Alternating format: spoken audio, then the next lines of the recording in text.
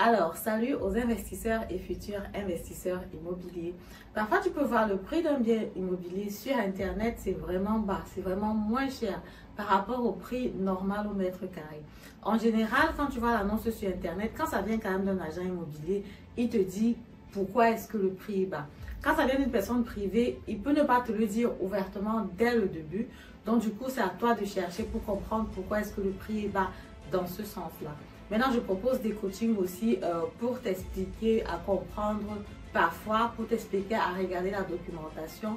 Mais dans la vidéo d'aujourd'hui, je vais te donner comme ça 3 exemples pratiques que j'ai regardés avec des personnes que j'ai coachées ces jours-ci par rapport donc, aux biens immobiliers qu'ils avaient retrouvés sur Internet qui étaient vraiment très moins chers, mais il y avait une information importante cachée derrière qu'il fallait savoir avant de se lancer éventuellement.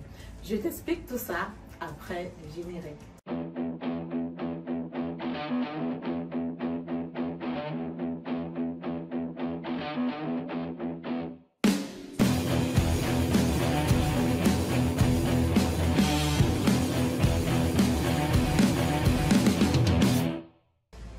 Alors, salut à toi, bonjour, mon nom c'est Madeleine Nkedem, je suis entrepreneur, investisseur dans le domaine de l'immobilier, récemment auteur du livre Devenez millionnaire avec l'immobilier. Oui, effectivement, je veux comme ça encourager les personnes à se lancer dans le domaine de l'immobilier parce que l'immobilier c'est un domaine qui me passionne, c'est un domaine où je suis active depuis plusieurs années en Allemagne et aussi au Cameroun. Mon but, mon souhait, c'est d'accompagner le maximum de personnes de la diaspora qui veulent se lancer sur l'achat du bien immobilier. Naturellement, pour se lancer, c'est pas aussi facile que ça. Il faut avoir un bon comportement financier. C'est pour ça que je fais souvent beaucoup de posts côté mindset, côté comportement financier. Comment est-ce que tu fais pour avoir de l'argent de côté, pour ne pas être fiché à la chauffe, pour qu'au moment où tu veux investir, que tout se passe sur tes roulettes. Les services et les produits que je propose, tu retrouves dans la barre de description. Déjà, le livret gratuit, qui est ton cadeau, si tu veux bien. Après, il y a la consultation. La première consultation aussi, elle est gratuite parce que ça me permet de te connaître et de voir comment on peut travailler éventuellement ensemble. Après, si tu es déjà prêt à te lancer, je peux te proposer des biens immobiliers qui se trouvent dans mon réseau. Depuis l'année passée, cette année, il y a des biens qui se commercialisent très bien. Ça va être basé dans le SN, dans le Baden-Württemberg. Ce sont des zones à forte potentialité parce qu'effectivement, comme toi, tu dois le savoir, il faut investir où il y a le potentiel, il faut investir où il y a des personnes qui veulent rester, il faut investir où il y a des grandes entreprises. En général, les biens que je te propose, c'est généralement dans les zones où moi aussi j'ai investi. Donc, du coup, tu peux être sûr quand même que c'est un domaine, c'est un lieu, c'est une zone où il y a une certaine expérience. Voilà, sans plus tarder, donc revenons donc sur le vif du sujet. Aujourd'hui, j'ai envie de te parler donc de 3 raisons fondamentales. Pourquoi est-ce que le prix d'un bien immobilier au départ peut être assez bas? Parfois, si ce n'est pas vraiment donné comme information au départ, tu peux justement t'appuyer sur ces points-là pour négocier le prix du bien immobilier. Let's go. Le premier point, en allemand, c'est ce qu'on appelle Erbpacht. En français, ce qu'on appelle le bail héréditaire. Sur certains biens immobiliers, parfois tu as ce qu'on appelle un Erbpacht ou alors un bail héréditaire. Ça veut dire que le sol ne t'appartient pas en fait. Le sol va appartenir à une institution. Parfois c'est la commune, parfois c'est l'église. Ce sont les églises évangéliques qui sont très fortes là-dessus. Donc la terre les appartient et ils ont prêté comme ça la terre par exemple à celui qui a réalisé le projet, à celui qui a construit le bien immobilier, le complexe, je ne sais pas trop. Mais quand les appartements qui sont sur le bien immobilier, même si c'est un immeuble, quel que soit ce que c'est, le sol ne vous appartient pas. Il y a un bail héréditaire. En général, ça va aller jusqu'à 55 ans, 99 ans. De toutes les façons, le sol ne vous appartient pas. Donc, vu que le sol ne vous appartient pas, naturellement, on ne peut pas mettre la valeur du sol sur le prix du bien immobilier. Et vous-même, vous savez que le bien immobilier, c'est l'emplacement. Parce qu'effectivement, la valeur du sol va jouer un rôle très important. Parce que le sol aussi prend en valeur. Le sol, en général, prend en valeur quand le bien immobilier est bien placé. Et vu que le sol ne va pas t'appartenir, naturellement, le sol ne va pas être considéré sur le prix du bien immobilier. Et c'est comme ça donc que tu peux avoir un prix au départ qui est relativement bas, qui est attrayant, où tu te dis waouh, ici là je suis en train de faire une bonne affaire. Oui, parfois peut-être il faut voir jusqu'à combien tu peux réduire le prix. mais en même temps, il faut comprendre que le sol ne va pas t'appartenir, ça ne va jamais t'appartenir, ça ne va jamais vous appartenir, toutes les personnes qui sont sur ce bien immobilier. Donc, en général, tu as un contrat de bail par rapport voilà, au sol que tu vas payer de façon mensuelle. Et puis voilà, c'est ça. Donc ça, c'est dans le premier point. Le premier point, c'est dans le bail héréditaire. Si tu vois un bien immobilier qui est moins cher, regarde est-ce que c'est marqué impact ou pas.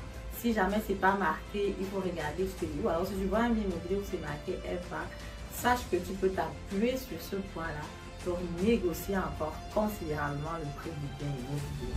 Le deuxième point dont tu peux faire face actuellement, c'est les réformes énergétiques parce qu'effectivement, le domaine de l'immobilier, c'est un domaine qui rejette beaucoup de CO2 dans l'atmosphère. C'est parfois un peu difficile à croire, hein, parce qu'effectivement, quand tu poses la question comme ça, tu peux te dire, je sais pas moi, peut-être c'est les voitures, peut-être c'est les avions qui polluent beaucoup. Mais non, l'immobilier aussi, c'est un domaine où quand les maisons ne sont pas, voilà, on va dire, au top forme, c'est pour ça justement que chaque fois quand tu achètes un appartement, chaque fois que tu achètes une maison, même quand tu veux louer, dans le contrat d'achat, par exemple, d'une maison, c'est toujours écrit à l'intérieur, par le notaire, est-ce que toi l'acheteur tu as vu le plan énergétique, est-ce que tu connais la valeur énergétique de l'appartement, de la maison, parce qu'effectivement si c'est mauvais, il faut que tu saches que on va falloir dépenser de l'argent pour le mettre à jour. Alors si c'est top, il faut que toi l'acheteur tu sois au courant. En fait, c'est une information importante pour toi l'acheteur et le notaire pour se rassurer que c'est pas qu'on ne t'a pas dit la bonne information, alors que tu n'as pas l'information. Ces jours-ci, en général, c'est vraiment écrit dans le contrat d'achat. Toi l'acheteur, le notaire te pose la question, toi l'acheteur, est-ce que tu as vu le contrat d'achat, est-ce que tu as vu le plan énergétique? Voilà, c'est écrit à l'intérieur, l'acheteur confirme avoir reçu un plan énergétique pour l'appartement. Les appartements naturellement des plans énergétiques. Et là, il y a des discussions, il y a des débats qui sont en train d'être faits à ce niveau, au niveau même européen en fait. Parce que là, on a envie que jusqu'en 2033, que toutes les maisons aient une classe énergétique E. Une classe énergétique E, c'est donc une classe énergétique qui est bonne. En fait, avant, on était sur l'huile, après, on est allé sur le gaz. Après, il y a les difficultés avec la Russie et l'Ukraine. On n'arrive plus forcément à accéder au gaz. Après, maintenant, il faut aller ce qu'on appelle wärmepumpe. Et maintenant, si on va à ce niveau-là, il faut qu'on sache qu'il va falloir dépenser de l'argent pour mettre ton bien immobilier à jour. Et pour les personnes qui ont des immeubles de rapport, même chose, il va falloir mettre ton bien immobilier à jour et ça va te coûter de l'argent. C'est clair qu'il y aura aussi certainement des subventions de l'État par rapport à cela, mais ça va te coûter de l'argent au départ. Et vu que ça va te coûter de l'argent, naturellement, le vendeur, quand il te vend le bien immobilier, il se dit qu'ok, il faut qu'il réduise un peu le prix par rapport au prix du mètre carré pour que tu saches qu'effectivement, il y a cette difficulté-là éventuelle qui arrive et c'est la raison pour laquelle il baisse le prix. Et c'est aussi une raison que toi, tu peux utiliser si jamais le vendeur ne te dit pas ça à la base, qu'ok, voilà, le plan énergétique n'est pas forcément top, que toi, tu saches, ok, wärmepumpe, je sais pas moi, par rapport au bien immobilier, ça peut me coûter 20 000 euros, ça peut me coûter 30 000 euros. Et ce montant-là, tu peux donc réduire comme ça du prix d'achat. Le troisième point qui va être aussi très important à savoir par rapport au bien immobilier, c'est beaucoup plus la construction. Voilà, par exemple, comment est-ce que le bien immobilier est construit? Est-ce que c'est construit vraiment en béton, ce qu'on appelle en allemand Stein auf Stein? Ou alors, est-ce que c'est construit ce qu'on appelle Fertighaus? C'est vrai qu'il y a des études qui disent que voilà, il y a des Fertighaus qui sont aussi même plus bien que des maisons en béton. C'est énergie efficiente, ça garde plus d'énergie. Bref, il y a des débats par rapport à ça, mais d'après ce que je sais, une maison qui est Fertighaus va toujours être plus moins chère qu'une maison en béton. Ce qui est Stein auf Stein, c'est qui est vraiment construit massif, ça va être toujours plus cher sur le marché. Donc, si tu vois une maison par exemple qui n'est pas construite en béton, le prix va généralement être plus attrayant qu'une maison qui est construite en béton. Parce que ici aussi, on a la règle de l'offre et la demande. Parce qu'effectivement, voilà, il y a plus de personnes qui veulent les maisons en béton, il y a moins de personnes qui veulent les Fertighaus. Et les coûts aussi sont moindres. Une maison en béton, ça va te prendre plus de temps pour construire. Pourtant, une maison, voilà, Fertighaus, ça va assez rapidement. Donc, du coup, voilà, pour ce type de maison, ça va vraiment vite et ça va être un peu plus moins cher sur le marché. Je crois que ça demande un peu moins de matériaux que quand tu vas prendre vraiment une maison qui est en béton. Raison pour laquelle, de prime abord, naturellement, le prix peut être un peu plus bas qu'une maison Massive House. Alors, c'est un argument sur lequel tu peux t'appuyer pour discuter le prix du bien immobilier en ce moment-là. Voilà, c'est donc comme ça ce que je voulais partager avec toi dans cette vidéo. Si la vidéo t'a plu, si tu penses que cette vidéo peut aider une ou deux personnes qui veulent se lancer sur l'achat du bien immobilier, qui ont besoin de cette information, qui ont besoin des astuces pour savoir comment négocier le prix, qui ont besoin de savoir, ok, pourquoi est-ce que ce prix est vraiment moins cher à la base? Est-ce qu'il n'y a pas un piège à l'intérieur? Tu peux prendre une séance de coaching avec moi. Ou alors, voilà, tu partages tout simplement la vidéo à tes amis, à tes connaissances. Là, j'ai listé comme ça 3 points gratuitement pour toi. Naturellement, il y en a d'autres points. Si tu veux savoir, tu peux prendre une séance de consultation, de coaching avec moi. Toutes les informations sont en barre de description. Voilà, je te dis comme ça, merci de m'avoir écouté et on se dit à très bientôt pour la prochaine vidéo. Si la vidéo t'a plu, naturellement, tu mets un pouce en haut, tu commentes, tu likes.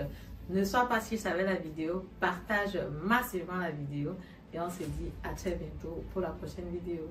Au revoir.